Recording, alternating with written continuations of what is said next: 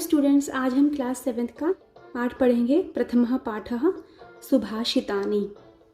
सु का मतलब होता है अच्छे, मधुर, भाषित, वचन।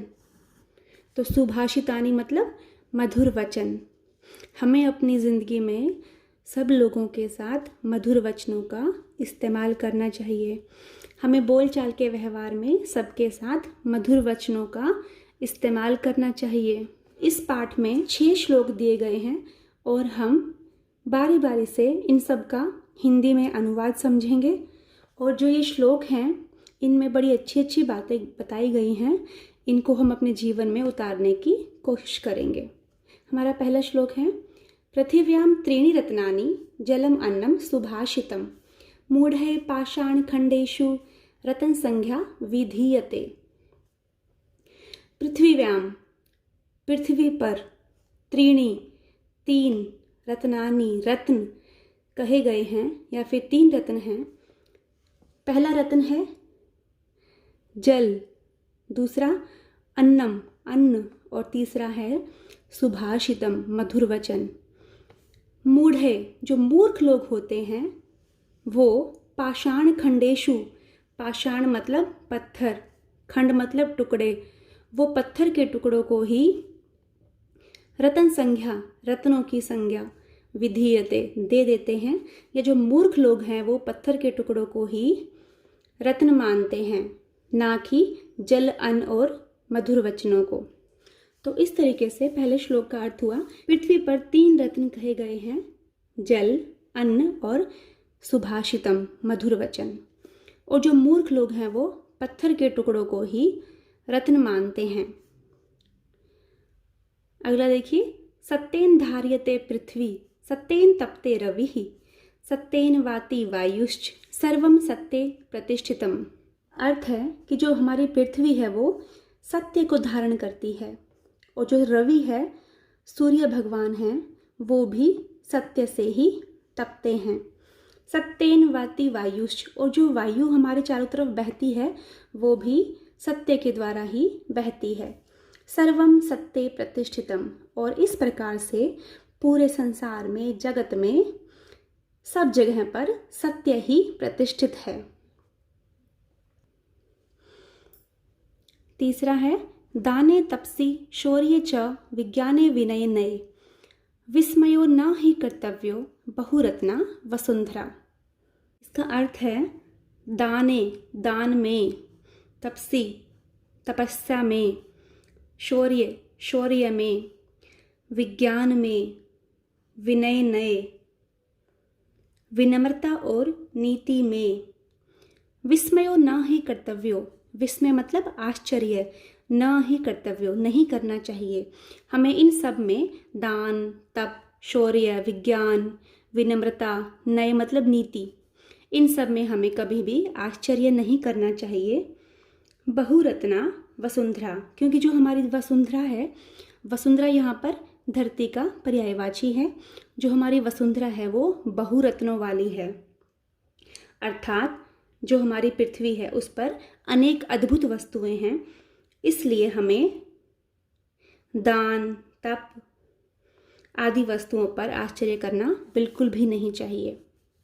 सद्भिर एव सह आसीत सद्भिः कुर्वीत संगतिम सद्भिर विवादम मैत्रीम च न असद्भिः किंचित आचरेत। अर्थात सद्भिर एव सह आसीत, हमें सद्भि का अर्थ होता है सज्जन लोग, जो अच्छे लोग होते हैं, जिनके अच्छे विचार होते हैं, जो अच्छी बातें करते हैं। सद्भिर एव सह आसीत, हमें सिर्फ ऐसे लोगों के साथ रहना चाहिए। सद्भिः कुर्वीत संगतिम, और हमें सिर्फ सज्जन लोगों की ही संगति मतलब उनके साथ रहना चाहिए, उनकी संगति करनी चाहिए, उनके साथ बैठना चाहिए। सद्भिर विवादम, और जो विवाद है वो भी हमें सज्जन लोगों के साथ ही करना चाहिए। यहाँ विवाद का मतलब हमारा झगड़े से नहीं है, विवाद का मतलब है किसी भी बात पर तर्क वितर्क करने से। तो हमें जो तर्क वितर्क है वो भी सज्जन लोगों के साथ ही करना चाहिए। मैत्रीम च, और जो मित्रता है वो भी हमेशा सज्जन लोगों के साथ, अच्छे लोगों के साथ करनी चाहिए। न असद भी, जो असज्जन लोग हैं, जो बुरे लोग हैं, दुष्ट लोग हैं, जो दूसरों की भलाई नहीं सोचते, ऐसे लोगों के साथ किंचित आचरित, ऐसे लोगों के साथ, ऐसे दुर्जन लोगों के साथ बिल्कुल भी व्यवहार नहीं करना चाहिए, उनकी संगति नहीं करनी चाहिए। ऐसे असज्जन लोगों के साथ ना तो मित्रता करनी चाहिए और ना ही उनके साथ बैठना चाहिए।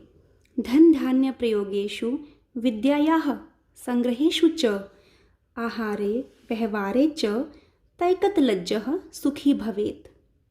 देखिए इस श्लोक में क्या बताया गया है कि हमें लज्जा कहाँ नहीं करनी चाहिए। धन धान्य प्रयोगेषु, धन और जो धान्य है उन दोनों के प्रयोग में हमें कभी लज्जा नहीं करनी चाहिए। विद्या संग्रहेषु, विद्या के संग्रह करने में हमें कभी लज्जा नहीं करनी चाहिए। आहारे व्यवहारे च, आहार का अर्थ होता है भोजन, भोजन करने में हमें कोई लज्जा नहीं करनी चाहिए। किसी के साथ कोई व्यवहार करने में हमें कोई लज्जा नहीं करनी चाहिए। और जो व्यक्ति इन सब में, धन धान्य विद्या के संग्रह में, आहार विहार में लज्जा नहीं करता है, वो इंसान हमेशा सुखी रहता है। यहाँ लज्जा से मतलब है संकोच। हमें बिल्कुल भी इन चीज़ों के लिए संकोच नहीं करना चाहिए। क्षमा वशीकृते लोके क्षमया किम न साधयते, शांति खड्गः करे यश किम करिष्यति दुर्जनः। इसका अर्थ है क्षमा वशीकृते लोके, जो क्षमा है वो इस लोक में, संसार में सबसे बड़ा वशीकरण है।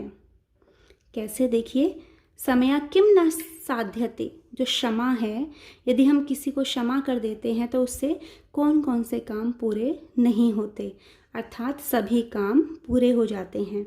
शांति खड्गः करे, अर्थात जिस व्यक्ति के, कर मतलब हाथ, यहाँ पे कर जो है वो हाथ का पर्यायवाची है, जिस व्यक्ति के हाथ में शांति रूपी हथियार होता है, यस्य किम करिष्यति दुर्जनः, उसका दुर्जन भी क्या कर सकते हैं, अर्थात दुर्जन जो बुरे लोग हैं, दुष्ट लोग हैं, वो भी ऐसे लोगों का कुछ नहीं बिगाड़ सकते जिनके हाथ में क्षमा रूपी हथियार होता है।